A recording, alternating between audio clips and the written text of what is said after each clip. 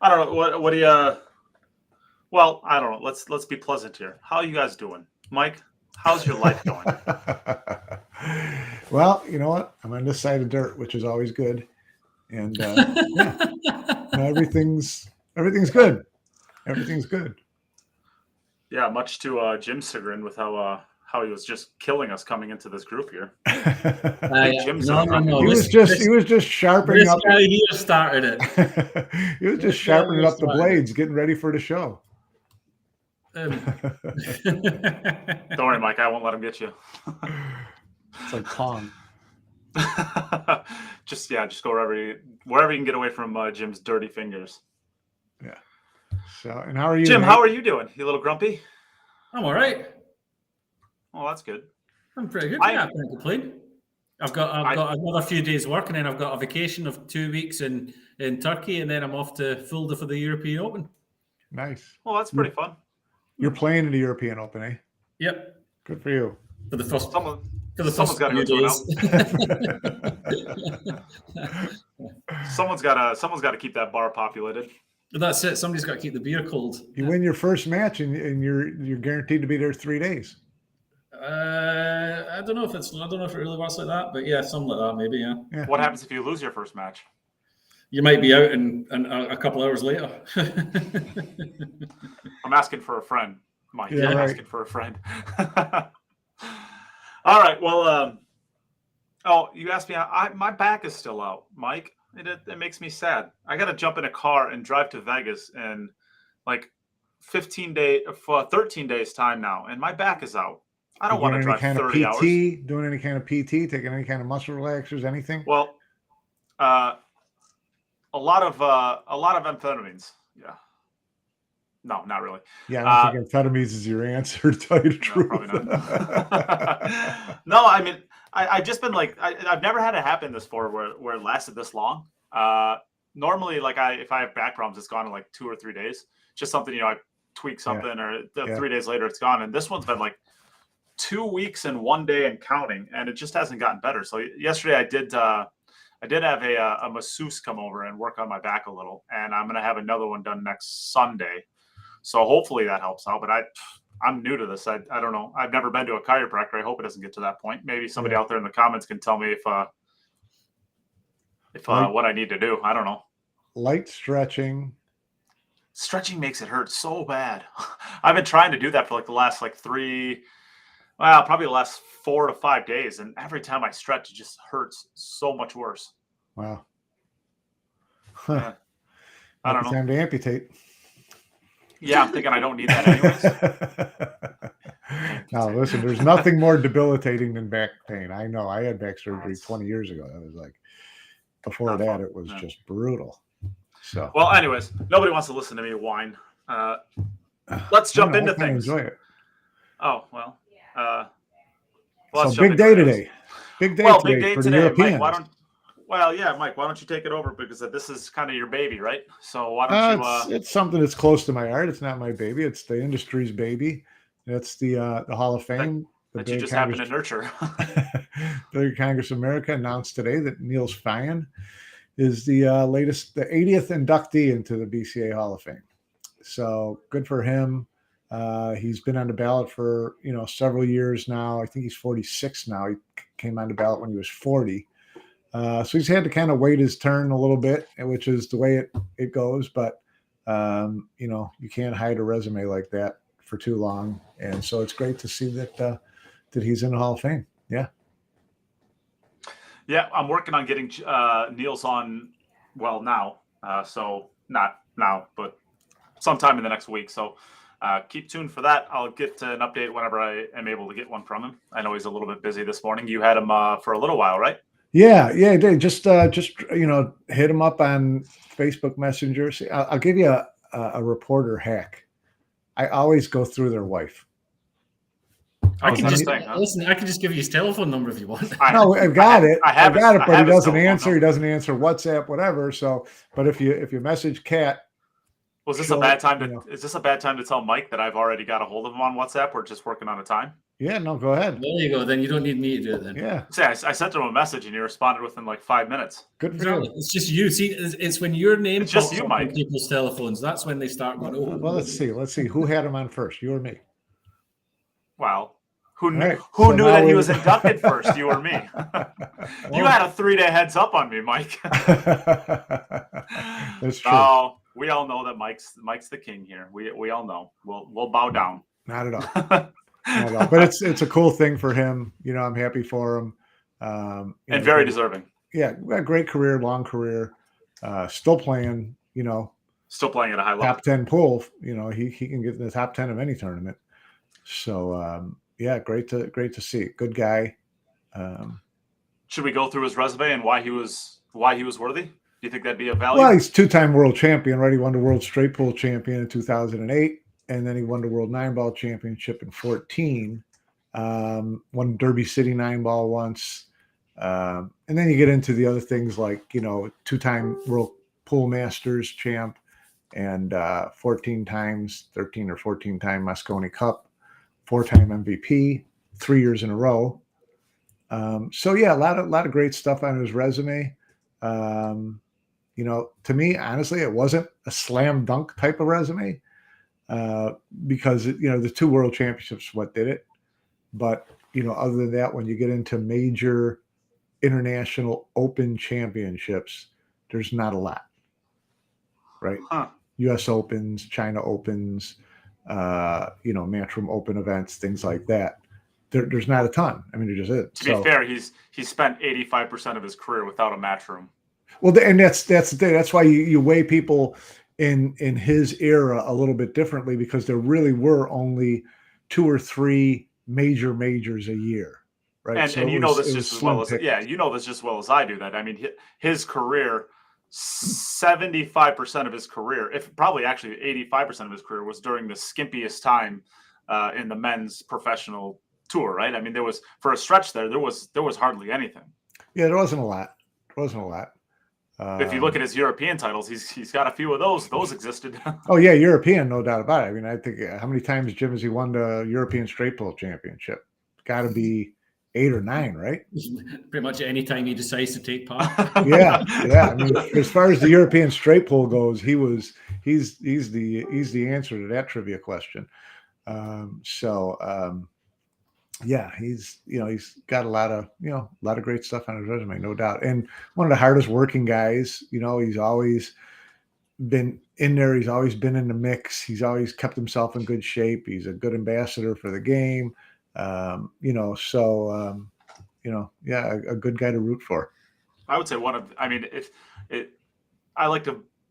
do absolutely take character into account when I vote for the BCA Hall of Fame. Right. And if you're close and your character is not worthy, I will take that into account. And when you're talking Niels, Jim, maybe this is a good question for you as a European. Is there a European anywhere that's more respected by all of his contemporaries than Niels ever in the history of European pool? This is like the tennis GOAT discussion or the football GOAT discussion. Anytime you're in the conversation, then you know you've done pretty well. Yeah. Niels is in that group with Ralph Souquet, Oliver Ottman, Right. The greats of European pool. Yeah. When you talk about the top 5 players in the history of European, American pool, he's in the top 5. I'm not even talking about his on the table stuff. I'm just talking about his character off the table. I mean, you can as far as his contemporaries. I mean, almost every player from my generation that I've talked to from Europe has said, like, if I ask them, who is the person that you looked up to growing up, about 85% of them say either 85% of them say like Niels or Ralph. I mean, that's the list. I mean, as far as the people who are respected most by your contemporaries, Niels is the answer. Yeah, that group of players, Niels, Ralph, they were professionals before pool became professional. Right. Yeah. They were what everybody wanted professional pool to be. These kind of guys, the guys that they treat it like a job. They treat the game with respect. They treat the people around them with respect. You never hear anybody saying anything bad about these guys. You know, Niels is respected by anybody who's ever played the game and anyone who's ever met him. I don't remember him ever having a controversial moment. He takes everything on the chin when it happens, you know, and he never loses his cool. Or, I mean, he's just the ultimate professional, you know. And you talk about role models for kids coming through.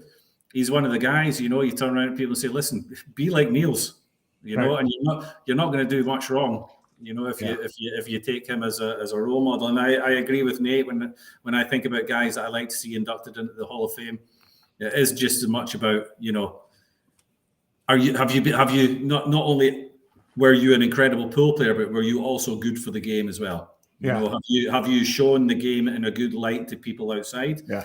And I think you can only say that Niels has only done amazing things. Yeah. He's always respected the game. He's always respected the profession. He's done things the right way, and he's reaped his rewards for it. You know, and I mean, it comes as no surprise. I think we all expected one day or 1 year for it to happen. You know. Yeah. I'm personally DJ. It's just you can DJ as well. Yeah, he's a pretty good DJ. Invite Niels to your party. He doesn't drink much beer, so it's not going to cost you very much. And he likes to do the DJing as well. So you know. Yeah. A little side note that not everybody knows. He wasn't a professional DJ, but he was. I mean, that's what he does in his free time, like for a large stretch of his career. Yeah, pool is his work, and DJing is his passion, and he has done. He's done some reasonably big shows, events. Some outdoor events. He's got his own hang, his own name, Nellis, DJ Nellis, and he's very good. He spends quite a lot of time on his decks doing his own mixes. He's done a couple. He's worked a couple Moscone Cup after parties. He's done a couple Moscone Cup after parties, which went 2017. Well. How about that? Was a fun one, right? 2017 down in Ali Pally basement. Yeah, and he did one at the Tropicana as well. The Tropicana. That was really good. That was a good one. He loves all that kind of stuff. Entertaining guy. You know, and he's now doing all the rest of his stuff. He's not finished building up his profile as a pool player. You know, his legacy is going to continue to grow. I mean, he's got the Hall of Fame now. He's in the Hall of Fame, and it was always one of his goals, I think. But he's not finished yet. He's building up this entire social media presence that he wants to have, and his coaching and stuff like that. So he's like you said, he's still playing well. He ain't finished yet. You know, he's got a couple good years left in him for sure. Oh yeah, I think he's it wouldn't surprise me if he's got a title or two still. Because he's always been in great shape too. I mean, he was one of the first players who really you could tell was taking the physical side of the game, you know, from staying in shape as part of the equation. You know, it wasn't just I just like to work out. It was I'm working out for a reason. It helps my mind stay sharp. It helps me stay in the match longer. It helps me focus. You know, all that type of thing. He was one of the first ones to really lean on that pretty heavily. Yeah, he fully believes that a fit body is a fit mind. You know, and he uses his exercise as well to wind down from the sport as well. You know, he uses it in the way that helps him to be a better pool player and for the longevity as well. And let's not forget, I mean, he's a lock, whether it's this year or next year or in a couple of years, he's a lock as Moscone Cup captain. That's going to get added to his CV as well. That'll only happen when he decides himself that he's probably not going to get in the team anymor, which I don't think he's ready to do at the moment. Yeah, no, he's not conceding this year. I know that. No, he's not. He's not giving up on this year being in the team. You know. Yeah. And he's a kind of guy that can do it. You know, just when you think, you know, look what he came back from that severe injury he had in his elbow. You know, it looked like he was going won the World Pool Masters immediately. It looked like he was on the point of thinking that his career was finished. I don't have this anymore. I can't. You know, the injury is too severe. Goes to a doctor who gives him some sort of, I don't know what they did with it, kind of thing, voodoo healing or whatever. I don't know, but he got him to a stage where he could practice, and then he goes and wins the World Pool Masters. A couple weeks later, crazy. Yeah. So he's a fighter. He's been through ups and downs as well, but he works hard and he deserves everything he gets. So I'm personally, from a personal standpoint, and also from a pool standpoint, I'm delighted with him getting inducted. Yeah. And I know, Mike, we had discussed maybe you and I would sit down and do a podcast on who we voted for and why. That might be a fun one. Sure. both for and against players. I mean, I'll be straight up honest with mine. Niels was the only person I voted for on the resume, and I think maybe you and I can sit down on a podcast this week and discuss our picks and why. What do you think? Sure. What, I've got none to hide. all right. Well, that could be fun. Let's sit down and do that. Maybe. Well, I'll talk to you after the podcast so we can. Yeah. We don't want to discuss that now. All right. Yeah. So I will say that the Hall of Fame banquet will be at the International Open, and at the beginning of November. So I think the Hall of Fame banquet is actually Friday, November 3rd.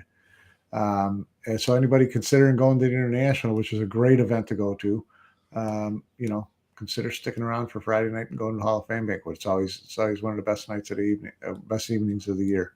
Yeah. I can tell you it's a fantastic night. I've been to a couple of them and I really enjoyed it. If you're a fan of the game, you're going to get to see all your heroes here in one spot. It's it's just different than going to watch them play, right? When you're just sitting in a room with them having dinner and they're the stories it's crazy. Yeah. I know. Last year was the first year I went, and Dennis and Jerry Bryseth, Dennis Okoye and Jerry Bryseth were inducted. The speech by Jerry was absolutely fantastic. It was great to see him. Obviously, I'm a bit of a homer because he's a Wisconsin guy, so I was very happy to see him. He's widely considered the father of modern instruction. He had some great stories. He had a couple of great jokes. I guess the best advice I got the best funny advice I've ever heard from Jerry is he walks up to this kid and he's just kind of like it's just one of those kind of like punk kids, a lot of confidence, just fires balls in all the time. And he walks up to the kid and he keeps missing the shot. He keeps setting it up over and over and over again. And he's missed it like 6 out of 7 times. And Jerry walks up to him. He's like, "Kid, you know how to make that shot?" I've been sitting back and I've been watching. The kid's like, "Yeah, what?" And Jerry's like, "Well, you got to stop undercutting the ball. And then stop overcutting the ball. And you'll make it every time." And he just walks away and the kid is like, "What?" If you just stop overcutting it and you just stop undercutting it, you got a chance, right? Yeah. Isn't that always the way? Yeah. So that was just one of the funny stories that you just hear a bunch of legendary things at these things. I mean, it's absolutely worth going. I drove 14 hours through the night to make it last year. So that's how much I wanted to go. They're an absolute blast. And next year, obviously go this year if you can, but next year might be that one might be one to go to too, Mike. What do you think about that? Well, I mean, if you want to talk about lock cinch first ballot Hall of Famers, Shane Van Boening turned 40, a week ago, and so he'll be on the ballot next year, and so everybody else on the ballot's waiting for 2025. Where would that rank in shocks throughout world sport if Shane Van Boening didn't get in on the first attempt? I mean, that's got to be up there with anything that's ever happened. Yeah, that's a mortal. What they refer to as a mortal lock, right? Yeah. Yeah. So they're looking forward to that. That'll be a great one next year. I'm voting against all you players and all you guys who didn't get in this year because Niels got the vote. So they're waiting for 25. Yeah, you're going to get another year. Just sit tight until 25. We'll get back to you. You won't get it next year either. Yeah. I know we had discussed this on the podcast recently on who's coming up after Shane. Well, I think Ga-Young Kim is also on the ballot next year. Yeah, I think that's right. So she's, as far as the women players go, she's got a pretty sporty resume. So she's one to be reckoned with over the next couple of years as far as the voting goes, I think. Yeah. Yeah. I don't know who after that, but I know that she's up there. We'll have to when we sit down and do our podcast, Mike. Maybe we'll have to do a little research on who's coming up afterwards. Yeah, we'll look ahead at the next 5 years and see what it looks like. Yeah. I think that'd be good. Let's do that. I don't know. Is there anything else we want to discuss on this? I mean, obviously, congratulations, Niels. It's a great honor, a well-deserved honor. Anything you guys want to say anything about before we move on? No. When you look ahead at the other Europeans, Jim, where do you see what do you see Hall of Fame timber looking like from the Europeans and over the next 5, 6, 7 years? Yeah, what age group are we looking at then? I mean, Well, you kind of look at anybody at this point and just say, here's a European player. I think, Well, Albin, assuming his career doesn't take a massive dip and he picks up the occasional title now and again, I think he's won enough already to. Yeah, I was going to say, I think he's won enough anyways, probably. To be pretty close, Philip, okay, you've got a long way to wait for those guys, Albin in the next 6-7 years will be approaching 40. Philip got a long way to go, but he's already got a Hall of Fame resume. Where do you sit on Jason? 30. Jason doesn't have it. For me, Jason doesn't have a Hall of Fame resume yet, in my opinion. I mean, he's got the one US Open, but I think he needs another major. He needs another 1 or 2 majors. He needs a World Championship, I think. Or at least another US Open. He's got the foundations. You talk about Niels having his 2 World Championships and then the other stuff he has. Right. Jason has the other stuff already. Yeah, you got to get that. You got to get that stuff that separates. Yeah, it's got to be multiple US Opens or a mixture of US Opens and world titles. Yeah. And there's enough majors going around now. There's going to be enough opportunities, So, right. But at the moment, I don't think he has a Hall of Fame resume. Yeah. Not like Albin does, in my opinion. I'm thinking Nick Vandenberg is getting close. He's a lot in Europe. If it's based on European titles, then yes, he's right up there. Yeah, I'm throwing out names that are getting close. Yeah. I don't. He doesn't have the resume for it, in my opinion. Unfortunately. Who else might be getting close in age? Roman Hebler, but that's another kind of the same thing. Doesn't have it. I'm just trying to throw out some names that I believe are, 36 to 40. Yeah, I'm trying to think who's in their mid 30s. There is a gap there. You had the European explosion kind of ignited with Jason's age group, and then Albin and stuff like that coming through, and then all of a sudden it exploded with the young guys. So there is a gap at the moment between Niels, say, or the mid 40s. Niels and Albin, basically. Niels and Jason. When Jason pops up, and then Albin and stuff like that. So there will be a lot of Europeans that are up for it, in say like between 8 and 10 years time. There'll be. What do you think? What do you think in terms of someone like Yungling Chang or Pinyi Ko? Well, I would say Ko's got to be up there as well, isn't he? I mean, he's got his world titles. He's got the rests that you were talking about with Niels, and he's got his world titles. I think just 1 9-ball. Again, these guys have still got. He's still reasonably young. He's not, and he's older than you think he is. He's in his early 30s, 33, 34. I think he's 40. He's still at 34, so 6 years before he even gets on the ballot. So I mean, for me, that's still. Yeah. That's Chang Junglin is 2 years away. He's 38. 38. Chang again. Yeah. I mean, you would. He's a name that you would consider as being somebody who's worthy of having the green jacket. His resume, I don't know off by heart. But he's got the world. Does he have the world title? He's won an 8-ball. Chang Junglin won a world 8-ball. Yeah, he lost the final to Fedor in the 9-ball. Yeah, but he also won a world 8-ball title. So yeah, I mean, he is a world champion. So is Carl Boyes. Carl Boyes. You don't but Carl's career lasted 5-6 years. I mean, Chang Junglin has lasted 15 years and counting, right? Yeah. That's not his only. I mean, got a great career. He's won a couple All Japan titles. Won the International Open, the Diamond in Las Vegas Open. As far as the 40-year-old Europeans, there isn't really anybody at the moment. I wouldn't think. Yeah. I think you're going to have to wait a few years, and a few people are going to have to win a few more titles. Right. I think the next wave is going to be mostly Filipinos, right? I mean, Roberto Gomez is right around 40. Is he worthy? No. Jeff DeLuna's close. Biado, yes, but Biado's getting close. Yeah, I don't know. He's got to be getting close. I mean, in my opinion, he's got a world 9-ball and he's got a US Open. So I mean, that straight away puts him straight in the mix for it. I think. Assuming he has something else to go with. Puts him into discussion for sure. Yeah, assuming he's still got to have something else, and he's won enough, individual things that. I think he's worthy. Carlo Biado's 39. So actually, next year, depending October 31st, he will be 40 next year too. He's going to be 40 this October. He's turning. Well, according to Wiki, he was born October 31st, 1983, age 39. So he will be 40 next year. Interesting. We might have a. There's a real chance that we could end up having 3. Can you have 3 people as long as you're above 75% voting, right? It's either 75 or 80% of the ballot. I think. Well, I think if it was 75, if I remember right. 75%. So if all 3 are named on 75% of the ballot, then it would be. I mean, if I told you that you had technically, I guess the world's 10-ball championship. That's a world championship, right? I mean, I don't know how much credit you give to it, but the U.S. Open, he's won the World 9-ball championship. He's won 1 million of the Southwest Games.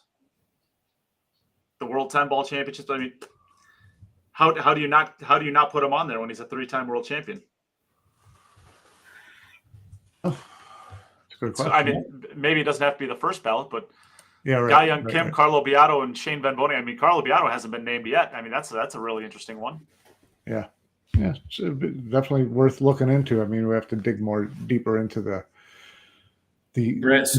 body work, as they like to say. Anton Raga. No, Anton Raga for me doesn't get no chance.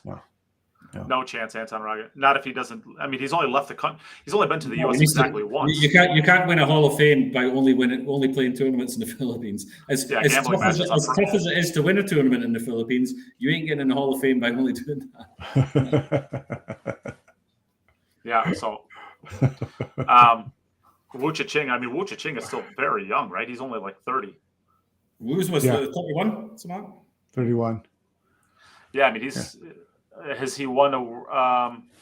Is he? I mean, I guess probably he's won a U.S. or no, he hasn't won a U.S. Won 2 world championships in the same year. Yeah. Well, yeah, when he was, but 16. So he's had 3 total. No, he's got 2 total. No, 2. Yeah. 2. Yeah. 1 world and 1 U.S. Yeah. I mean, I don't think that's enough of a resume off the get go. But he had a lot of years where he just wasn't around, so it's kind of hard to you're talking about. He's got 9 years. He's got 9 years to build up the rest. If he builds up the rest, then those 2 for me, sure. Get him in if he's got the foundation behind it and the rest of the stuff. It's always a fun discussion, though. I mean, it's a good. Levan Corteza, that's actually a pretty good one too. What's he won? He won. Didn't he win the world championship? Yeah. Ronnie Alcano won a world. I mean, if you're talking about guys who win a world championship, there's a lot of guys whose names you can pull up, but I don't know that their resume is deep enough in other tournaments to be considered. He's won the Derby City 9-ball, the Japan Open, the U.S. Open straight pool. Whatever. The U.S. Open straight pool championships, fine. The World Cup of Pool. Let's see. Predator International Open 10-ball, Turning Stone, whatever. That's not Hall of Fame for me. No, probably not. Yep. Yeah. So, but again, it's always a good discussion. It's always a lot of fun to, and like you said, you and I have completely different ways probably of viewing how you stack someone's career, right? And that's what makes it kind of fun as well. It's like baseball writers. There's no line that gets you over the line. There's no number. There's mythical numbers, but even those don't always work. So, it's a fun. Yeah, well, if there's mythical numbers work, then John Schmidt would be in, right? If what? I said if mythical numbers matter that much, John Schmidt would be in, right? Well, John Schmidt won a U.S. Open. Controversial, Nate. What are you trying to say? I'm just pointing out I mean, what's more iconic in pool than? I mean, you could argue 5 U.S. Opens with Earl and Shane is more mythical than 526, but I think you'd lose that I think you'd lose that argument. I think 526 was the most mythical thing about this industry for 40 years, and that wasn't enough to get John in with the U.S. Open, or right. At least not yet. I mean, he's still on the ballot. It's not like he's done, but I'm just basically buffering what Mike said. Yeah. I mean, well, the idea is you're talking about the greatest careers in the history of the game. Yeah. not the greatest titles, not the biggest title, not the, you're talking about the greatest careers. So careers, everybody's got their different ways of how you define careers, major tournament wins, length of time, things like that. It can be different things for different people. But yeah. Well, We'll see. I agree with that, what you say about career, and that's Laura Berg put up a question saying, does FSR's last year or so put him in at 40? For me, no, because that's not a career. He's had an amazing year, right? An amazing 18 months. I mean, you could look at a lot of sports and find someone who had a year like that and then disappeared, and they're not in their Hall of Fame. Yeah, but that implies that he came out of nowhere too. I mean, he was a nice player for a long time. Yes, but he still has to be. For me, there has to be a certain amount of longevity to your success. Yes, in order for it to be a Hall of Fame career. Correct. Well, I completely agree with that. But are you saying that FSR's career up until, let's say, the last 2 years was not worth looking at? Correct. Yes. If he does nothing, let's say it stops now and he does nothing until he's 40. Then for me, it's not a Hall of Fame career. I mean, if that's your take, I mean, it's not like he was some bum in the year. I mean, he won a couple of Euro tours. He was around. I completely agree, but and remember, he did win a U.S. Open in two World Championships in 1 year. That's pretty good. It's amazing. It's amazing. Absolutely amazing. But again, for me, there is, we talk. You and talk runner-up in another one. You take into consideration personalities when you're making it. For me, one of the things I take into consideration is, how long you were at the top of the game. Is it a career, not a year? If you want to give him a prize right now for the best year that anybody's ever had in pool, but I'll play devil's advocate on that. Although I agree with you, I have a hard time with myself looking at the FSR thing and thinking, okay. So this guy's resume, when they hand it to me later, has 2 World Championships and a U.S. And Open. a U.S. Open. Okay? And you don't give him it. And today I had Niels, which had 2 World Championships, no U.S. Open at it. But I voted for Niels, and you agree 100%. So how is FSR different 10 years from now? There's no way that she's not. There's no way that it's a dilemma. No, I agree that it's a hard thing. If he didn't do anything the next 10 years, even though he had that year, I would have it wouldn't be a slam dunk for me. And it's for that reason. I mean,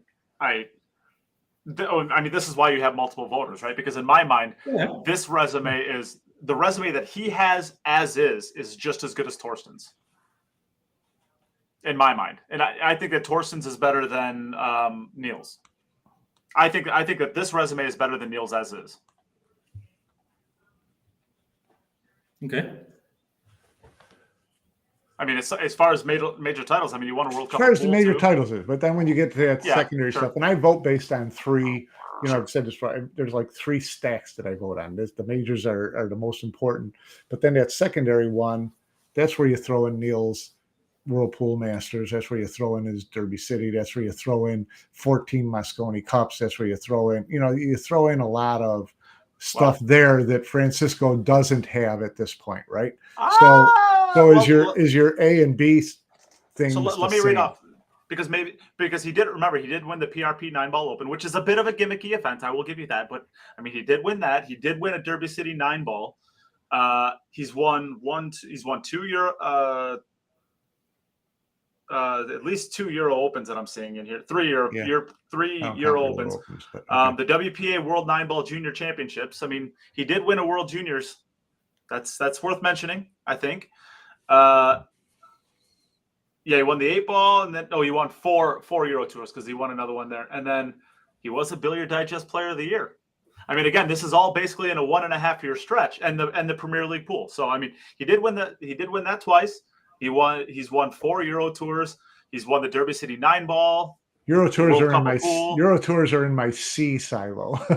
To be honest with you, they're in that third silo. Not because of difficult, but you want to get into European titles. Then Niels has him crushed.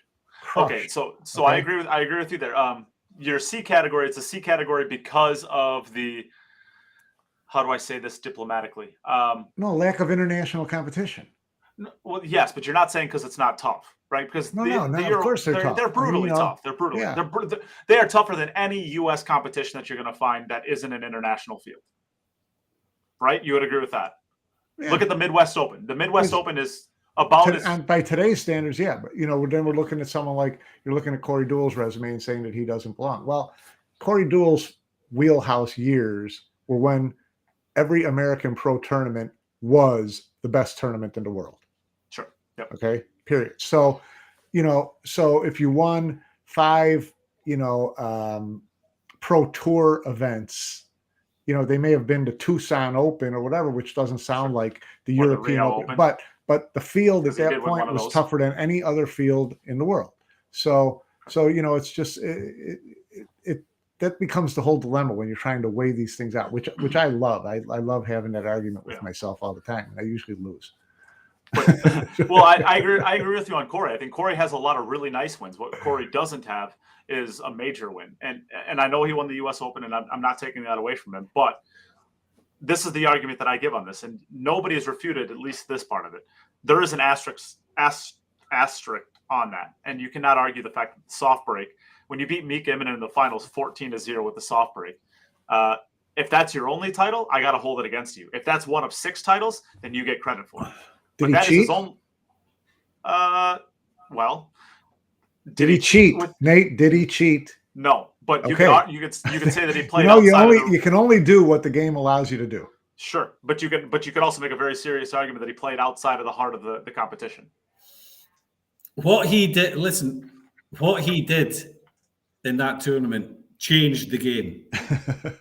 I'm not voting anybody in the Hall of Fame for changing the game. He is responsible for more changes and discussions and format changes than anybody else. Because as soon as somebody comes up with a break rule, Corey Deuel was always a guy that would figure it out. But that's not going to figure into my voting. That's for damn sure. Of course not. No, the guy's just incredibly smart, and I don't like the way he won that US Open, but I could name a few US Opens that have been won that would not be won under the current format.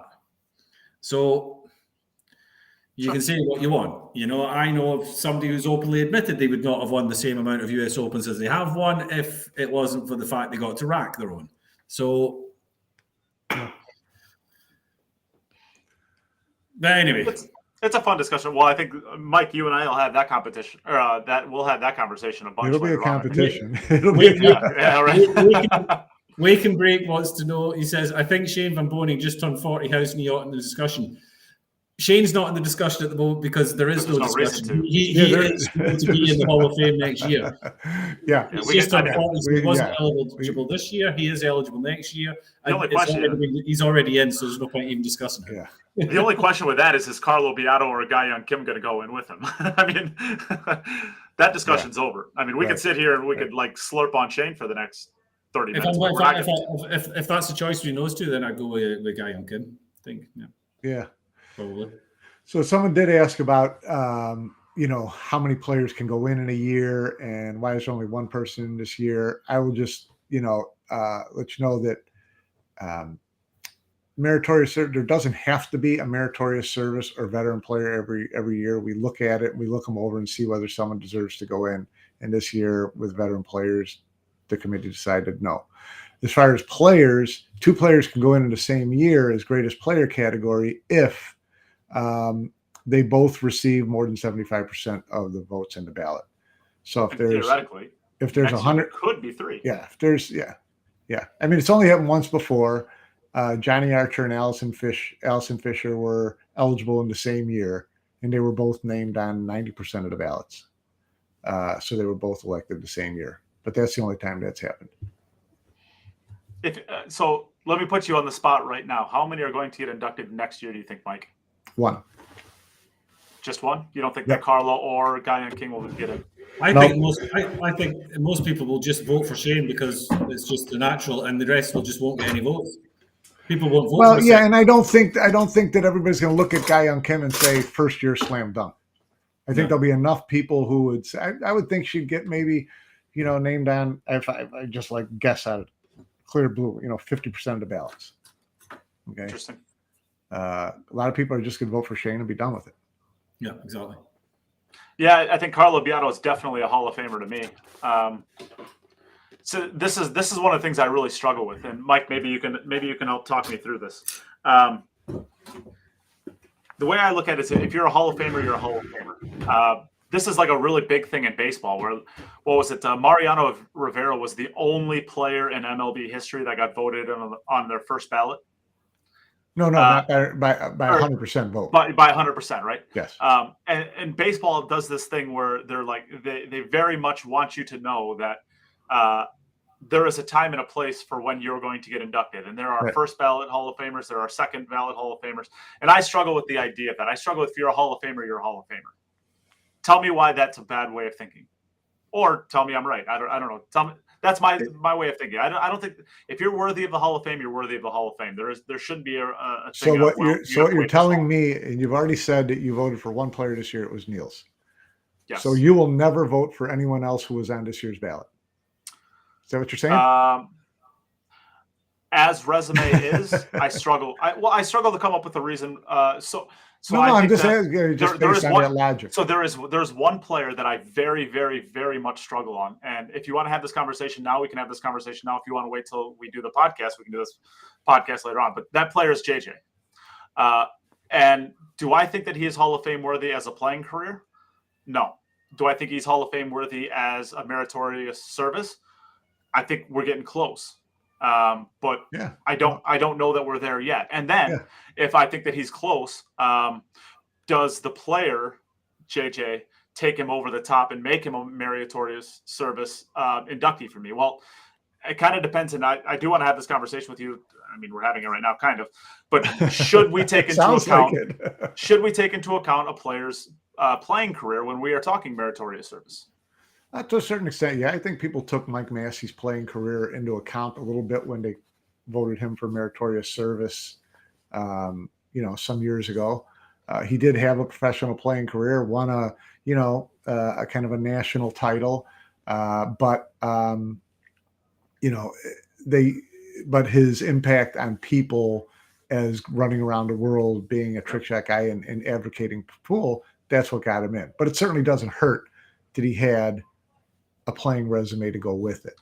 Okay. Because there were other trick shot guys who are not in who, didn't have a play. Somebody that's on there right now. Well, yeah, that's another issue because he wants to be in the greatest player category. So that makes the voting completely different. If he thinks he's worthy, why not? Well, yeah, sure. But then he's not going to get voted. Then he can't get voted in as meritorious service, right? Sure. So he's going in on his playing career, which then he's up against Shane, and he's up against Niels, and he's up against Ga-Young Kim, and he's up against Carlo Beato, and that's a tough hill to climb. Yeah. How much do you think the fact that it's Shane will mean that? I mean, I kind of feel almost like the people who are voting will just say it's Shane, and it should only be Shane, and let's make this night only about Shane. So. Yeah. I'm not going to vote for anybody else because they don't want Shane to have to share his evening. Honestly, that's a real argument. I like that argument. Yeah, sure. It's again, I don't think that the other candidates are so strong that there's a lot to worry about with that. But that's a legit. That would be fine. This way, I would vote. But there's only been, like I said, there's only been 1 year where two greatest players have gone at the same time, anyways. So it just doesn't happen, anyways. To be dead honest with you, Jim, you gave me something to think about there. I'm just by you saying that, I struggle with the idea of not doing that now. Yes, I think many people will. I think many people will say that this is Shane's day, right? This is Shane's year. It's boom.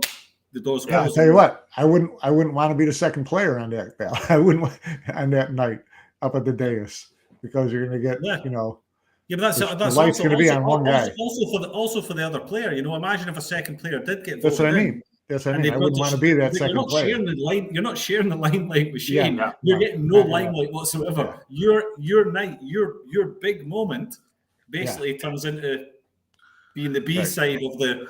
You literally. Yeah. And Mike, you would literally have to have their speech first, because if Shane finishes his speech and they're second, that half that room is probably going to get up and leave. No, of course, of course. Jim, I really like that argument. I think that's a real thing. Robert asks, how many votes does each voter get? you get unlimited votes theoretically. So if there's 10 players on the ballot, you could vote for all 10 or none of the 10.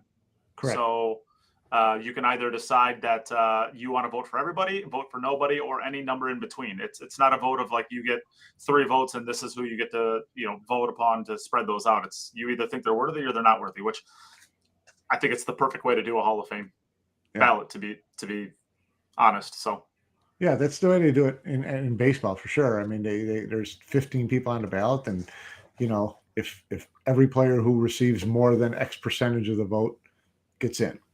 And so people will vote for 14 of the 15 or 2 of the 15 or 5 of the 15. And then you just tally up all the votes and it's a percentage thing. Yep. So,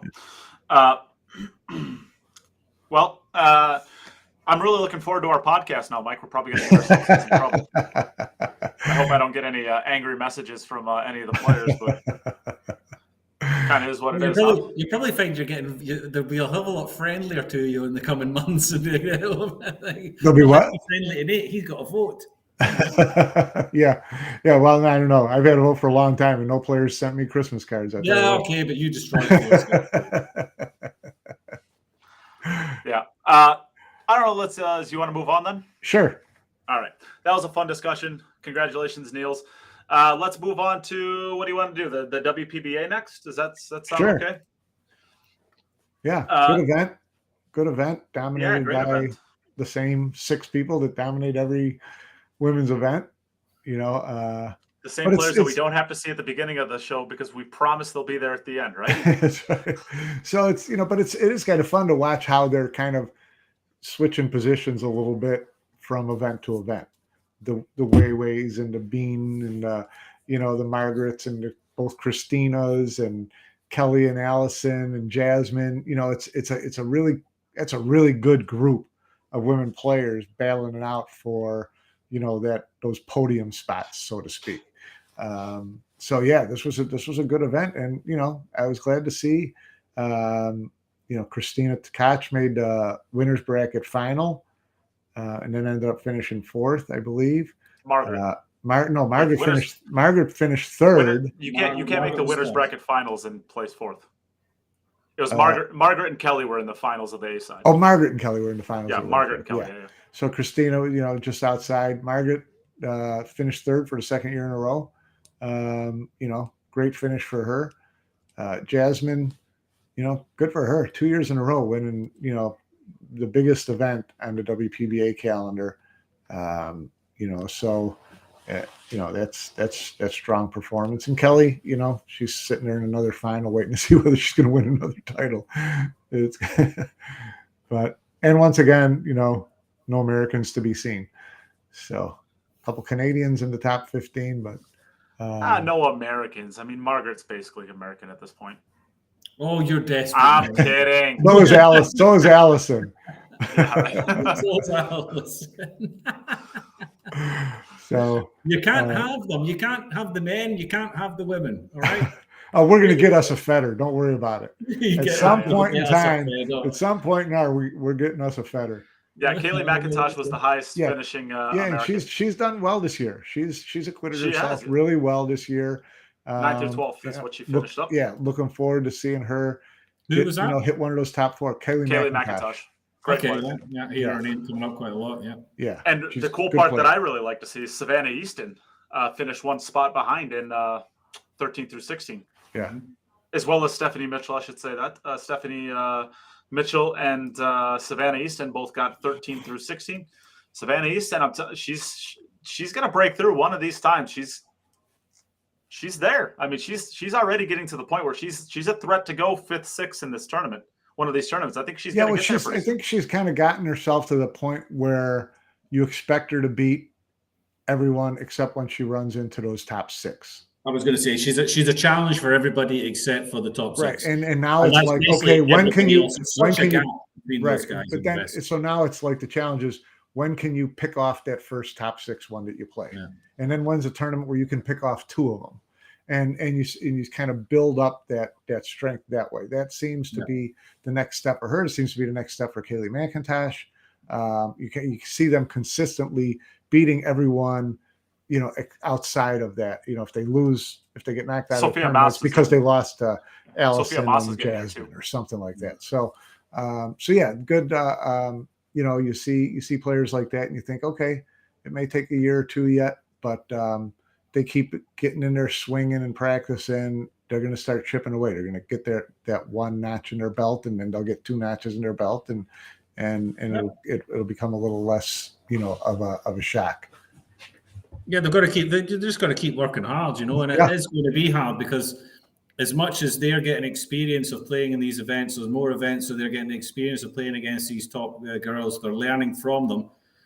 These top 6 are battling against each other. Let's not forget every single event. So they're having to raise their game. So we're going to start seeing Jasmin and Kelly and Alison and Christina's and Margaret. We're going to start seeing them playing better and better as well. So you've got to improve, but also improve at a faster rate than their games are rising. Yeah, because they're kind of at the same level, but like a Christina and a Margaret are at their, I've chipped away at a couple of those top 4 players, but I haven't gotten to a tournament yet where I can beat 2 or 3 of them in a row. Exactly. And now they're kind of on that plateau where they're just especially I love Christina Tkach's game. I love Margaret's game. I think that they're really knocking at the door of snapping one of these off. Mm-hmm. Margaret did beat Jasmin and Wei Su Chen back to back. Yeah. But they are, they're all capable of beating each other. But it's like Michael says, in order to win one of these tournaments, you've got to beat 2 or 3 of them. Right. That's if you get a good draw. You still got to minimum beat 2 or 3 of them. Yeah, you got to minimum beat 3 of them.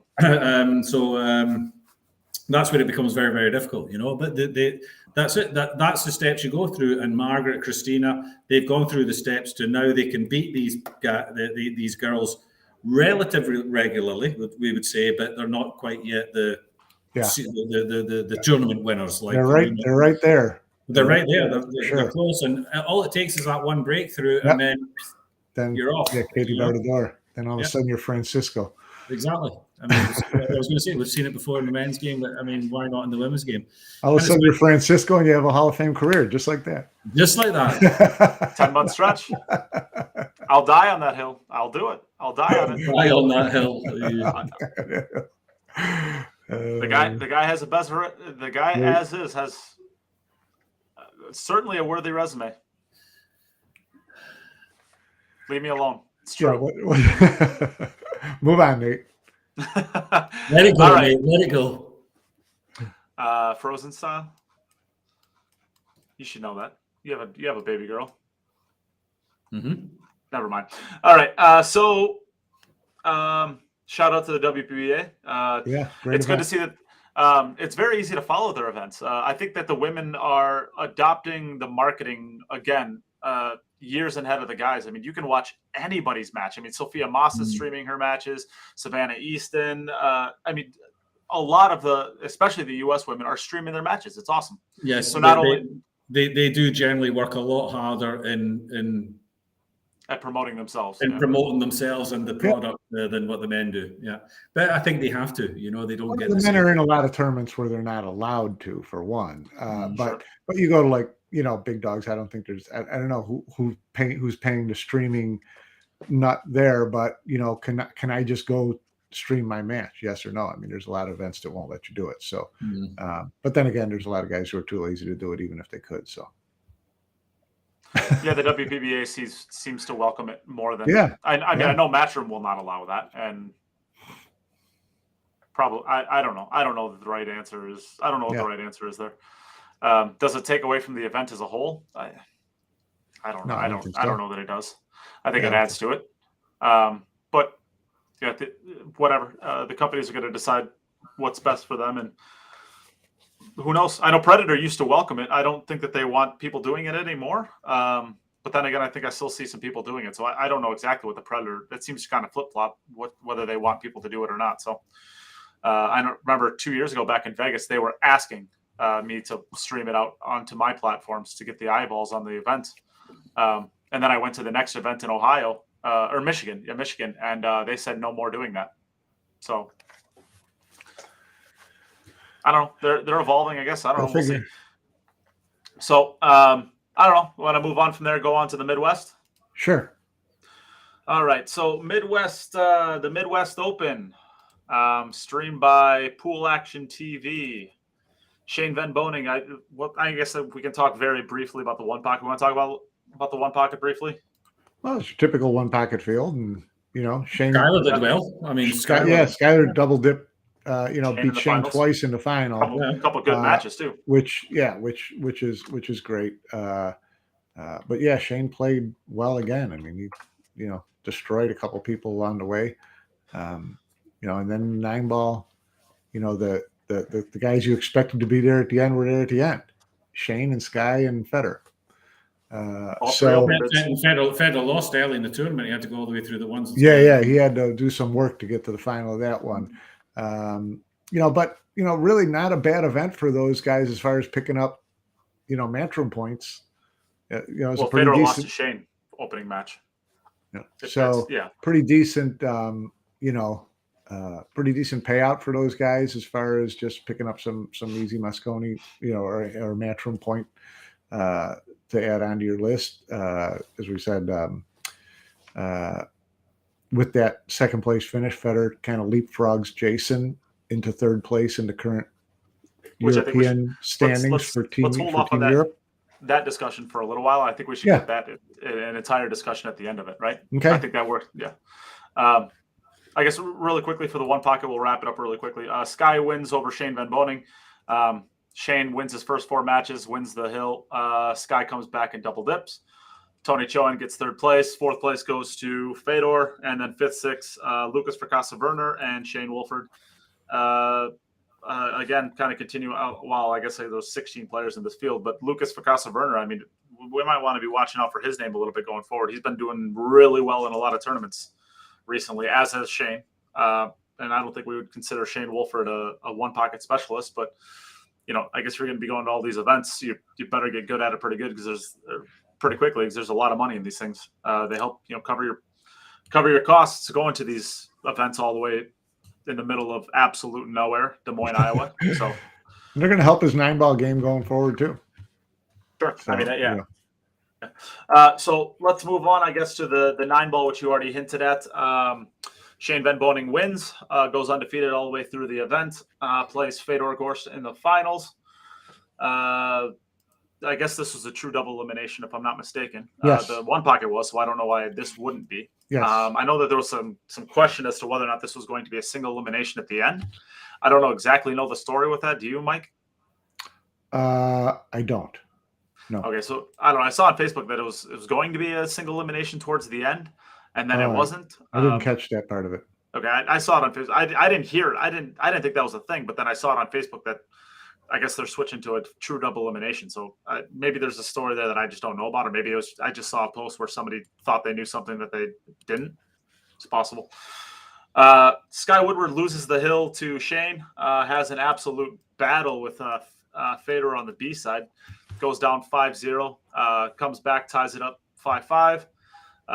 They trade racks to get 6-6, and then Fedor wins on the hill 7-6. So incredible match that one was to watch. I guess any standouts that you guys saw from the field that you thought was interesting to talk about? No, it's pretty, like I said, to me, the 9-ball was kind of business as you expected it. The 3 guys battling it out for the top spots, good matches, close matches. There were a couple comments where, after watching these guys play on the 4-inch pockets, for all these events, you go to an event like this and guys just don't miss much, do they? where the pocket might be 4.5 or whatever. It just, it's a bit of a difference, hey? When you increase it by half an inch. Tables, they sharpen you up, I tell you. Yeah. What's that? They sharpen you up, those matchroom tables, I tell you. Yeah, they sure do. They sure even do. Even me, I played the UK Open. I came back and I had to play in the Dutch competition, and just over the ball, just looking down the line of the pocket, it just looked like it was massive. You feel like really, it's just crazy. Yeah. But yeah, Federer up to number 3 in the rankings. Yeah, I guess. I guess there wasn't any huge standouts to me. I mean, BJ Ushiri Again, he's at the end of a field. I think it's maybe worth mentioning that he ends up 5th, 6th, adds a little bit more to his total. Not a ton, but a little bit more. Had a pretty cushy draw. I don't want to like say that he had an amazing tournament because he played John Becker first, Brandon, then over Becky, who actually beat Donnie Mills. So he must be able to play. I don't think I've ever seen his name. But he beat Donnie Mills, Hill, and then he beats Tommy Tokov, who's a great young up-and-coming player, loses to Sky 9-5, goes to the B side, and then loses first match to Fedor 7-0. So, I mean, it's just, I guess, worth pointing out. I think that BJ Ouschan, he's at another event, and he at least places decently high. Yeah. We'll see. I'm still not a believer in BJ. From what I've heard, he's not even interested in going. Well, he's told us that he would. I mean, he's not going to go chasing the European Open and the Asian Open. Okay, so he would go to Mosconi Cup, but he's not going to. He's not going to go chasing Europe and Asia to do it. No, but he'll play in the U.S. Open, and that to me is, he's rolling it all into that event as far as I'm concerned. Well, yes, I would say yes in the sense of if he doesn't do anything in that, he's got no chance. But even if he does do something in that, he still might not have a chance. I mean, when you have players like, he's going to have to get one of the 3 at-large bids, right? Because I can't imagine a situation. Yeah, I can't imagine a situation where JJ ever picks him. Right. Personally. So he's 7,000. He's 7,000 behind Shane Wolford right now for 3rd. But you're assuming it's JJ that gets to pick him. Correct. I am assuming that it's I don't care who the captain comes in and what captain comes in. At this point, what we're saying, Jim, is unless it's Mrs. Ussery, he's not getting the wild card. It could be somebody who's a massive fan of BJ. You never know who. Yeah. I don't know who that person. I don't know who that person is. That is also worthy. I'm just saying. So I guess he's competing with Shane Wolford. I mean, Shane Wolford might end up. BJ might have to win the U.S. Open with how well Shane Wolford is playing. There's absolutely a situation where Shane gets another 20,000 by the time the U.S. Open comes around. That's not impossible. I'd love to see that. Yeah, that's what I've wanted all years, for the U.S. totals to be higher than they were last year. Yeah. I don't care who the top 3 are. I just want to know that they've played better overall. Progression, they're going for it 100%. I could see a situation where Shane has, another minimum. I would say a minimum over under for right now that Shane will make in the next X amount of events. The over under is probably at 7,000. I would guess for the rest of the season. I should say, not before the U.S. Open. So if he's already, if BJ Ouschan take into account that he's not playing the European. If he's not playing the European, let's assume that Shane Wolford. Shane said to me that he probably would play the European. Shane Wolford. I was under the impression he was going to that. He told me he wasn't going. And I spoke to him at the UK Open. He's maybe changed it since, but he said he wasn't going to go to the Spanish. That he probably would go to the European, but maybe he's decided not to. Yeah.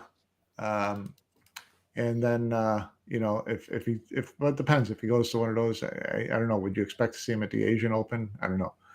True. Yeah, okay. It's a smaller window for him to make, big strides if he doesn't go to those 2 events. Yeah. So, we'll see. If he's already you said 5,000 behind, right? Shane? 7,000. So if he's already 7,000 behind, just assuming that Shane is the only person, because I know Nick De Leon is probably going to go to just about everything. That I would assume that he's somewhere close-ish. I don't have the numbers in front of me, but I would think that he's somewhere close to where BJ is. Just throwing around another. BJ's under 10. BJ's under 10 grand. So there's probably if 7. If you cash it all, if any American player out there is sitting there thinking, if I win the US Open, then I'm in Mosconi. Yeah. Forget it. Unless you're Shane Van Boening or possibly Skylar Woodward, you cannot be banking on winning the US Open in order to get your. No, you got to, but I want to see a couple of these guys get top 16, top 8. Yes. Yeah. That's what You you need- shoot for. In these 256 player events, you need your American players to be. They need to be getting single elimination last 64 at least. Right. And then you're looking for some of them to filter through into the 16, Right. the 8s and Right. stuff like 32, that. 16. That's where it 8. needs to start. Yeah. You know, for players like, BJ, if he decides to do it, but players like, I think Shane Wolford, he's maybe just a step ahead. He needs to be looking at 32, 16s. Well, But, you know, for Nick DeLeons and all those kind of guys, if they want to get their name on the 64 has to be the minimum every single time. If you're not making 64, you're not doing anything. If you're not making 64, you're playing like an amateur. Okay, you've got to be in that 64 before you can even consider yourself to be any sort of thing. Well, my point basically to Mike was, because I remember the U.S. Open payouts, and I just pulled them up to BJ would have. I mean, Shane would have to make no more money the rest of the year, zero money the rest of the year, and BJ would have to be a semifinalist because the quarterfinalist is only 6,750. So BJ would no, not happening. Yeah, no. Yeah, right. So BJ would have to be a semifinalist to move ahead of Shane. So my point to you was, it might not matter what BJ does. I mean, he might not have a chance at it no matter what. No, he might not. Yeah, because I have to assume that I have to assume that Shane is probably going to make. Let's just say, let's be conservative. Let's say 5,000 for the rest of the calendar year, or at least until they make the third pick, which is going to be after the U.S. Open, right? The third pick's after the Asian. Yeah, which is after the U.S. Open. Right. Yeah. If Shane only makes another 5,000, I mean, BJ's not going to go to any of these other events. The last event that he might play on the calendar might be the U.S. Open. Yeah, could maybe be. There's something. He might be at Jason's. You never know. Yeah, maybe. Well, I doubt he got in. I mean, if he's not going to put forth the effort, I mean, they filled up in like 2 minutes. Is he going to be the type of person that's going to sit in line and try to get a spot? What was the field? How big is the field at Jason's? 128? Just 64. 64. How far behind Shane Wolford is Tyler? Because if Shane Wolford's not going to play all the events, if he's just going to go Tyler to will probably. Tyler's going to go to every single event. Yeah, if Tyler's got a chance. And Billy Thorpe is still ahead of BJ too. Billy Thorpe is at like 11,000, I think. Yeah. And Billy's going to go to the events. So I mean, I don't know about that. Yeah, I'm not sure. He wasn't at the Spanish Open. No, he wasn't at Spanish. But he didn't go to the Spanish. He would have gone to the Spanish if he did World Cup of Pool. Well, then he's not going to go to the European Open by that same logic. Yeah, but the European Open is an event on its own anyway. You know. Sure. Billy was getting quoted flights for like 6,000 for the Spanish Open to get to the Spanish Open. So he decided if it had been World Cup of Pool was in there. Well, it's the same with Shane Wolford. That's why he was like. Yeah, exactly. So the Spanish Open was for them was just too expensive. The European Open they can do for normal prices, or they could do when they were looking at it. So I mean, it wouldn't surprise me if Billy's going to be if Billy's at the. So Jason's event is filled up, correct? Filled up in like 8 seconds. Yeah. Well, the top 4, so that's 64. I know because I was talking to Ara about this. I was trying to get potentially Sam Henderson into this, or finding out what I needed to do to get him into this. And she said that they are opening it up to the top 48 ranked Matchroom players first. So yes, before when is the deadline for them? Because I'm really interested. It's already it. It's done. It's already done. They had like a 3-day gap where they were opening up to the 48 players. Did Federer jump ship, or is he going to Michigan? I don't know. I'm sure he signed up for both. I'm sure he absolutely signed up for both if he could. Well, I mean, he was signed up for Michigan, and once Jason's event came up as a Matchroom event, did he sign up for Jason's and ditch the other? That's what I'm just curious because, that's who he's battling with Jason for number 3 right now, right? Yeah. So are you going to play 10 ball in Michigan while Jason's playing in his backyard? I don't know. I mean, I personally, I would if I was the kind of person or somebody that Federer would listen to, I would tell him to jump ship. I would tell him to go with that. Yeah, well, that would seem like the logical choice based on what his ambition is for the rest of the year. But did he do it? I'm just curious. No, but this is a question I wanted to put to you guys. Let's say you're a Tyler Steyer, and you signed up for the Michigan. Tyler's actually on the chat just now. That's right. You signed up for the Predator event, and then the Matchroom event gets announced, and you're chasing ranking points. can you then turn around to Predator and say, I'm going to go and play the Matchroom? Or do you owe it to your sponsor to say, no shit, it's a Predator event. I owe it to my sponsor to play their event. Where is the line between what you owe to a certain extent to your sponsor and what you owe to yourself to try and get points? I mean, Tyler's here, so I wonder how much pressure is on the Predator players and will be on the Predator players in the future when Matchroom and Predator events clash with each other, which is going to happen more and more often. There's only 52 weeks in a year. Matchroom already have 50 tournaments. Do Predator then put the hard knuckle on their players and say, listen, mate, you're a Predator player, you're playing our event? Is that a thing, or am I just making stuff up now?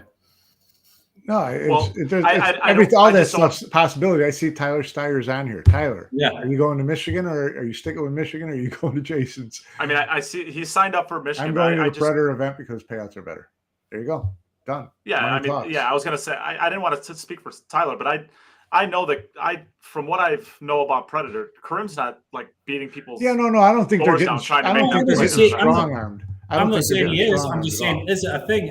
And how much does your own conscience play a part into it? And saying, as much as I would like to chase the ranking points for Matchroom, and I maybe need the ranking points for Matchroom, I can't really do that to Predator. And once I've signed up for their event, pull out as a Predator pro and go and. I don't know. I'm not asking what your opinion is. I don't think that the companies put the pressure on the guys. I really don't, and it's good that they don't. I think this is Tyler's own decision. Tyler's own decision to stick at the Predator event. He thinks he's got a better opportunity there, make money. That's what pool's all about, is making money. To be honest, he does have the opportunity there because it's 10 ball, and that's Tyler's sweet spot. Better's staying in Michigan as well. He's not going to Jason's. Yeah, there's really not that much money in this event either. There's only going to be 23,000. I mean, that could make the difference if you're close.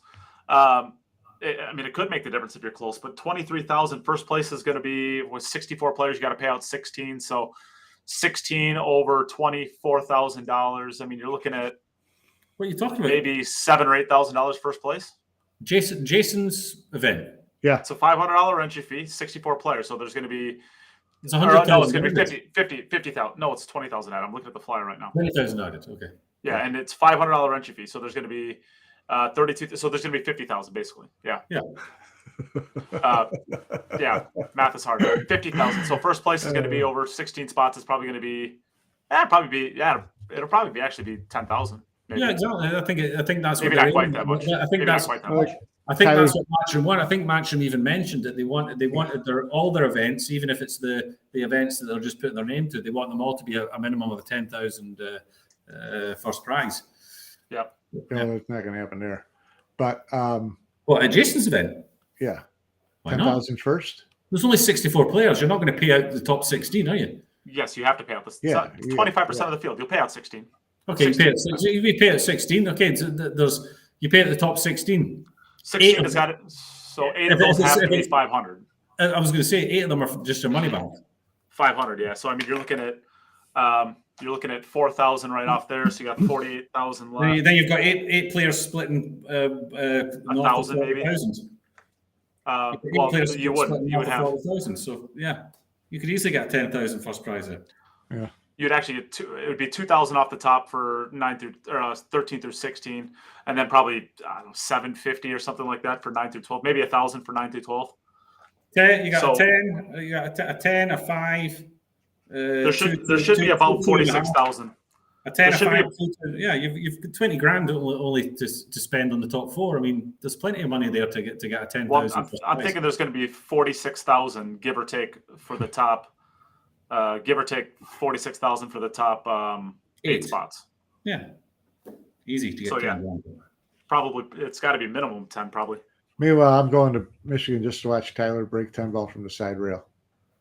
Yeah, that's what he says. He hates it. Breaking off the rail, Tyler. Breaking off the rail. All those hours and hours of practicing to get that break, and you're still going to hit it off the rail. That's what happens when you have a hand rack from a ref. Yeah, should we have that conversation about how basically Tyler and Shane's biggest weapon is not nullified because obviously the break is still good, but I mean, that's not that's the same. huge. It's nowhere close to what it used to be. It's not the same weapon that it could be for them. No, absolutely not. Yeah. I mean, you throw Tyler and Tyler, you can answer this question. When was the last time that you actually used 10 ball with a template rack? I mean that's really where his break is like damn near, a cheat code. When was the last time you actually got to use that? It had to have been a gambling match. It wasn't when he played Morux. I think they went hand rack the entire time for that, I believe. Probably maybe the last time. Probably when he plays his wife to see who has to do the dishes. Yeah, right. When he gets to... When was the last time you got to use that hand rack with the template rack with that break? Yeah, interesting. Well, good stuff. Interesting stuff. Yeah, the Brendan Crockett Memorial in Sacramento. There you go. Yeah. That was a little while ago. Yeah. So I don't know. Should we talk about let's give a little chat about Fedor jumps Jason for the third spot. Do you have those numbers in front of you, Mike? Yeah, Fedor's got 32.2. Jason's got 28.9. They're both chasing. Well, Kachi's only 5,000 ahead of Fedor. He's like 20. I think he's like 27 or something. Like 27. 37.5 Kachi, and then 37.5 Kachi, 32.2 Fedor, 28.9 Jason. So they're all pretty well bunched up. Yeah, and then Mario, he is 23. He's a long ways back. Well, five behind Jason. So, but there was nobody else on there that was even worth discussing after that for you, which is actually kind of. I mean, should we just take a second to look at this? I mean, we got 1, 2, 3, 4, 5 USA players in the top 10. That's kind of fun for this year. Yeah, Jim, how does that make you feel, Jim? So when it's only Europeans and Americans on the list, you've got 50% of them. Well done. No. Yeah, there's Asian players. Well, yeah, but I mean, there's no Asian. There's no Asian players on. This is there's no Asian players on the one year. On the but 1 year list. But it's based on money total for the year. Yeah, no, but the totals you're talking about. So basically, our 5 guys have all played better than Filler. That's what we're saying. Yeah. Yes. Easily. They're the ones that are above him. And Albin in this 1 year. And Albin and Niels. Take that. Take that. There's no point. There's no point even playing them. Should we transplant? Should we open up China? Should we open up China to Europe so that they can compete? Yeah. I think we need to have China. Maybe China can join Europe so that. How quick we don't talk about Canada joining the US anymore. Yeah, no, we don't need Canada. We've got this. We've got Shane Wolf and BJ Ussery.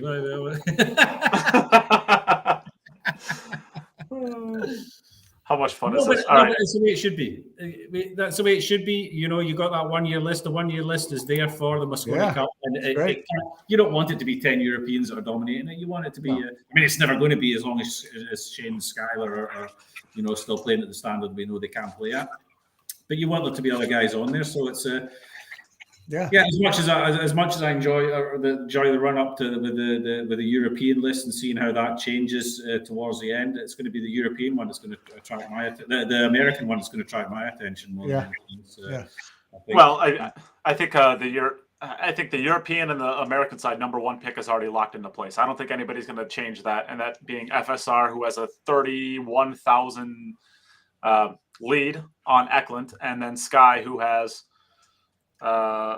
10,000. I mean, Shane could obviously overcome it, I guess, but only 10,000 over. I would pretty much bet that Sky and FSR are going to be number 1.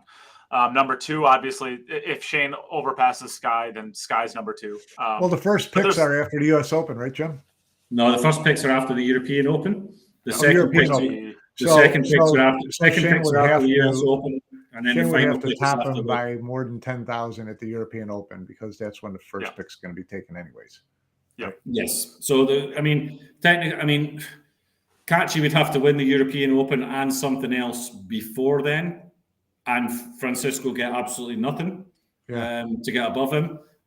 Shane technically, if he wins the European Open, then Skyler needs to get quarterfinals again, maybe even semi-final. Third, yeah. But at the end of the day, they're going to get if they don't get in this one, they're going to get in the after the US Open. So it's European Open, US Open, and Asia Open. Asian Open, yeah. So you would say that FSR, Shane, and Sky are going to be in the Mosconi Cup regardless. I think. It comes down to I think we really start getting some interest with the second pick with Europe. And obviously the third pick with Europe at that point. And then the third pick for the U.S. is going to be the only one that's going to be kind of up there. I guess let's talk a little bit about this. Currently, Eklund's in second place. Jason is about 10,000 behind, give or take. Mario's about 15,000 behind. Do we think Eklund's a lock for number 2? Or let's give us a prediction. Mike, what do you think? No, not at all. I mean, the way he's playing, you would think so. But as far as the numbers, he's 5,000 ahead of Federer, which is one good tournament.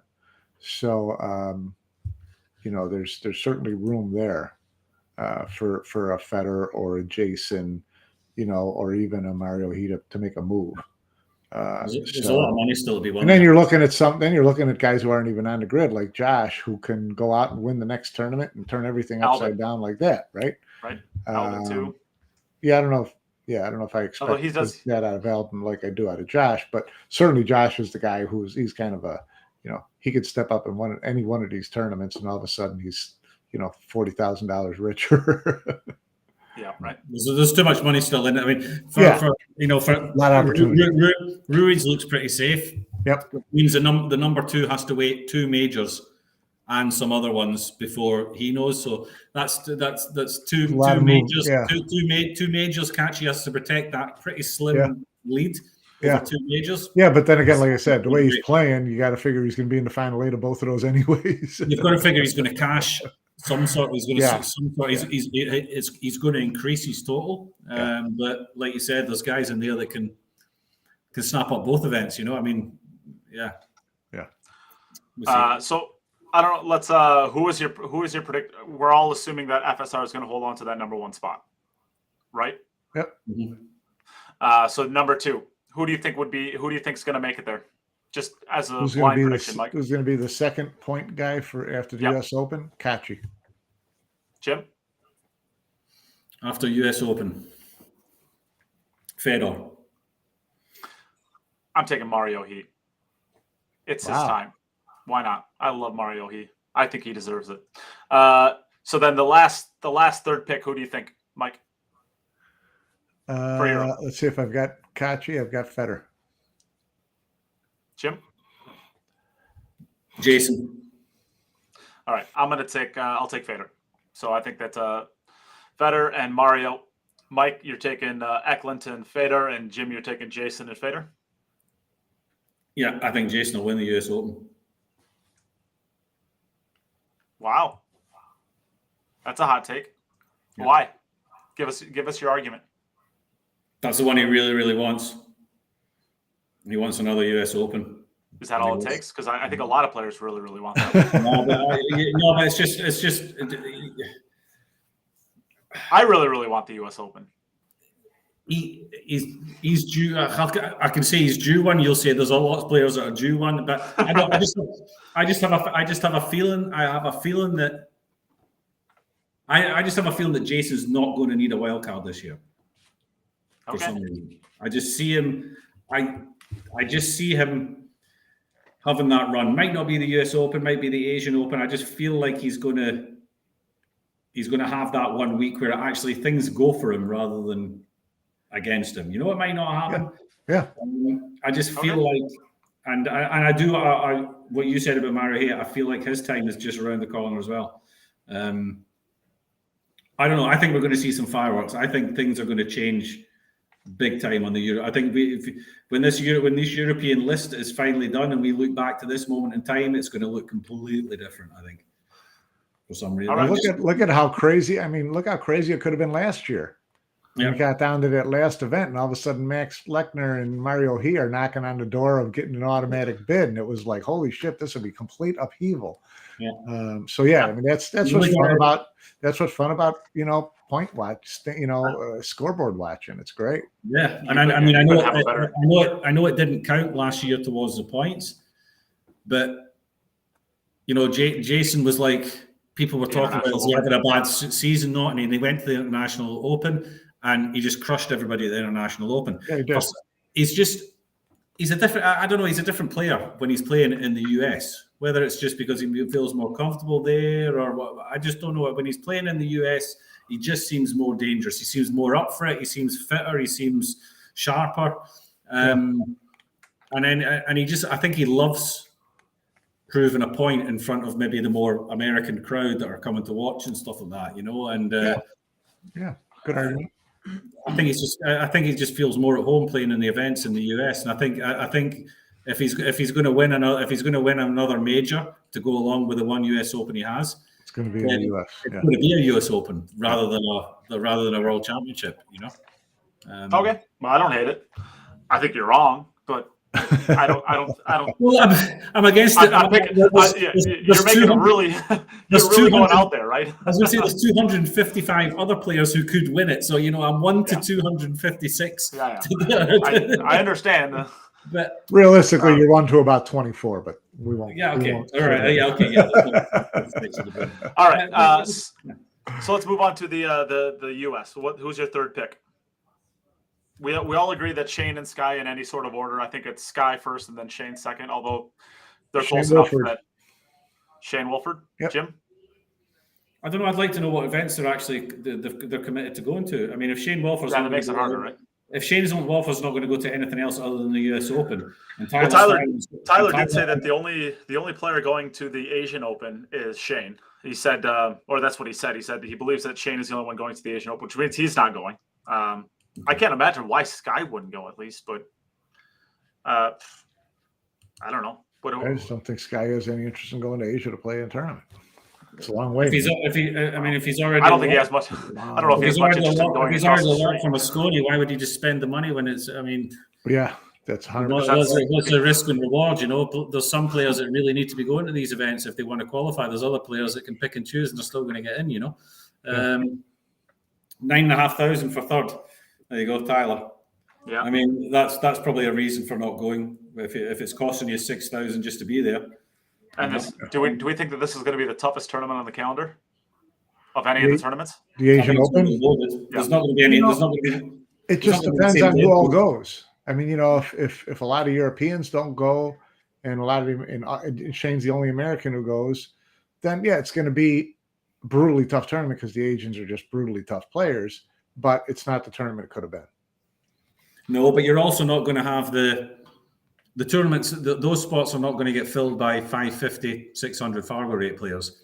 They're going to get filled by unknown Asian players who still play at 700, 750. Yeah, no, I agree, and I understand that. But it's still not the tournament it could have been if all the Americans and all the Europeans were there. With all the Asians. So if you had your normal, top 128 that you get for the US Open, European Open, UK Open, whatever, in the last 128 is all Filipinos and Taiwanese Chinese or whatever, then yeah, now you've got the best tournament ever, right? Yeah. But if it's 32 of this top 128 and then all Asians and Filipinos, still a great field, but not the tournament it could have been. Correct.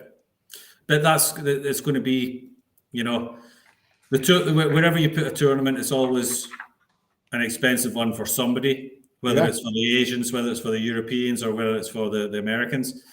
And until we have the prize money, where the first prize is in the hundreds of thousands and you're getting paid big money right up until last 16, that's when you're going to see everybody playing in everything. Yeah, I look forward to that. Yeah. And when that happens, then we see these proper stacked fields where, the guy that wins it is the best player in the world at that moment in time. For sure. Yeah. So, well, Jim, you get to work off of the same information that we have. Pick your third American.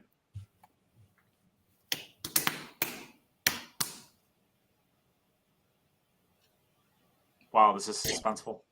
I'll say Wolford, but I have a sneaky feeling that Tyler might get above him if he goes to all the I events. knew he was going Tyler Steyer. Well, I will say. Well, if you go to the events, you've got a better chance of getting the points. It's as simple as that, you know. Yeah. From a selfish standpoint, I hope that it's Shane Wolford, because I think that Shane Wolford added to the team makes the team significantly better. I think he's going to get in anyway. Yeah. Well, I know that Tyler's going to get in anyways, or I think that I know that Tyler's going to get in anyways. So if I'm trying to create the best team that I think that I can create, I know Tyler's going to get a wild card. I don't know that Shane would. I would think that he would. I don't know that he would.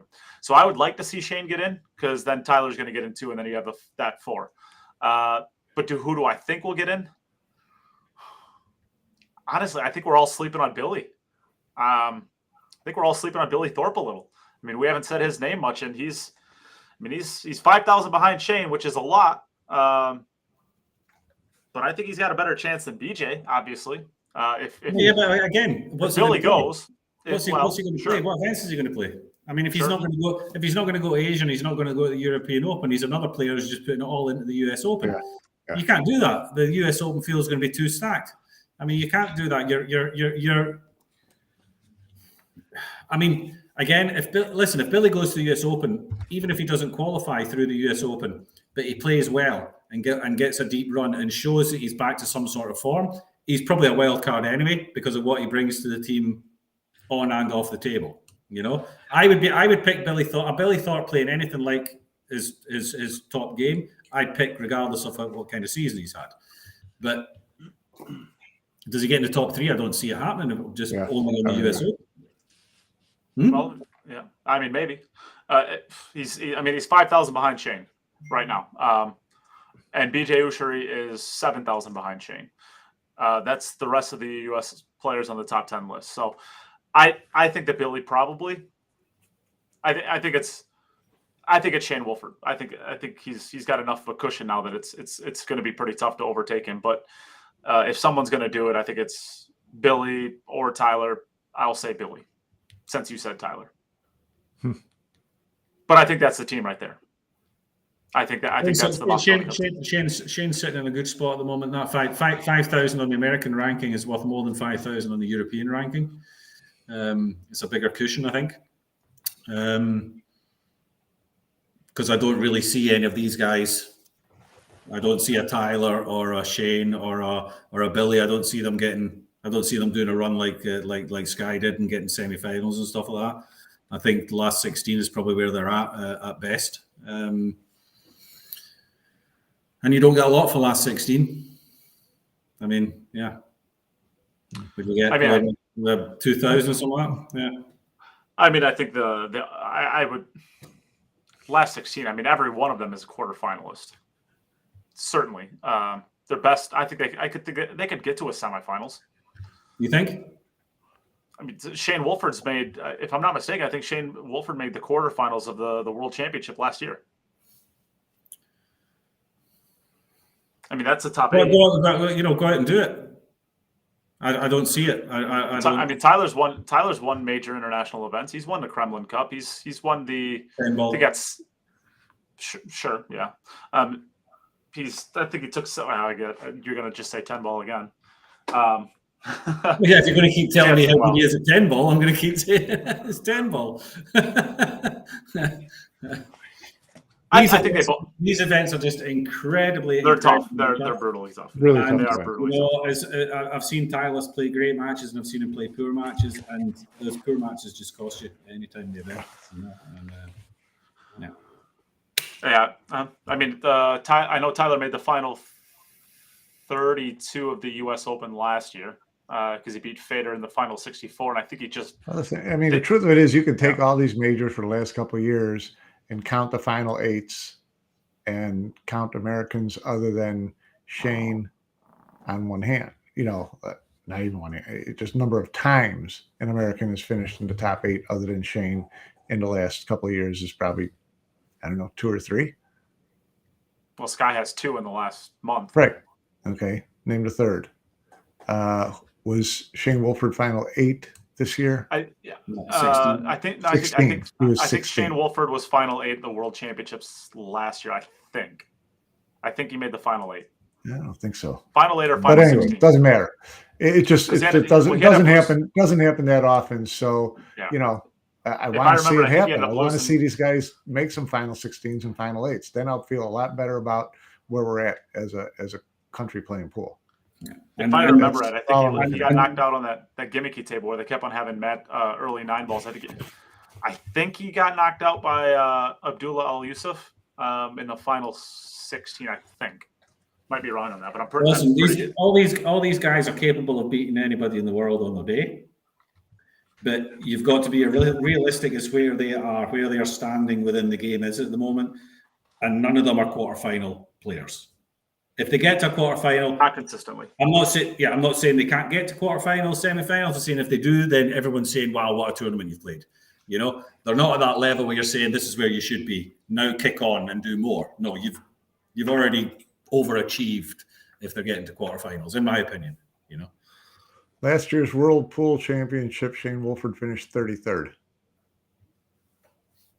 Last year's okay. So he got to the 64. He got to the single elimination. Yeah, 33rd at the UK Open, 33rd at the World Championship. Yeah. I was thinking he made it deeper than that. It's a big stretch from 33rd to 8th. Well, technically, yeah. You're beating guys like me to get into the single elimination. You've got to be beating better guys than me if you want to get to the last 16 quarterfinals. Right. But then that's what I've seen this year. I've seen each one of these guys take out someone who was like, this is a good match for you to win. And they've all done it.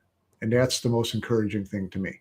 Now, and it's the same as we said about the girls. You pick off these individual matches, Oh, then you've got to start putting them together in a tournament. You know? This year he got 33rd. You got 33rd and 22. And 23. Okay. There you go. So that's where he is then. But still, you would say that's round about where he is. Yeah. So, I'd like to think he's a 16 guy. That's what I'd like to see. That's what he should be pushing for. Right. That's where he should be. I'd like to see him be as a 16 guy. I'd like to see Sky as a solid 8 guy all the time. So the tournament that I was thinking of was the UK Open that he did. He took ninth in that one. Yeah, 9th. Yeah, I didn't think it was. So that was the tournament I think I was thinking of. It was 9th or Yeah, 16th. that was just recently. Yeah. Just a couple of months ago. Correct. But also, He should have been quarterfinalist. But okay. Yeah, he should have. Yeah, that ball in hand. Yeah. Well, all right. I don't know. I think we could probably wrap it up there. Come on, we've only been on an hour and a half. Yeah. Well, sorry. Got someplace to go? Yeah. All right. Let's talk more about the Hall of Fame. No, bollocks. Let's go. I'm good. I gotta go. I gotta go wee. All right. Well, anything else you guys want to discuss? No, I'm good. No, Been congratulations fun. again to Niels. I hope he enjoys his night. I won't be at this one, unfortunately. I would have liked to have gone to that one, but not this time. I'll have a beer with him next time I see him. Yeah. Well, I will go through our little outros. Thank you so much to our sponsors that make this show happen. Jacoby Custom Cues is our premier sponsor for this event. We will also thank to Insight Performance Coaching, Billiard Digest, Salado, Digital Pool, Horo Tips, and Onboard Sportswear. Mike Panozzo, everybody go get your Billiard Digest subscription. Yes, I have mine. Jim finally got his. And thank you again to Jacoby. Watch this ad, buy their stuff. If you need their stuff, always reach out to me. I can hook you up, get you a little bit of a deal. And here's an ad.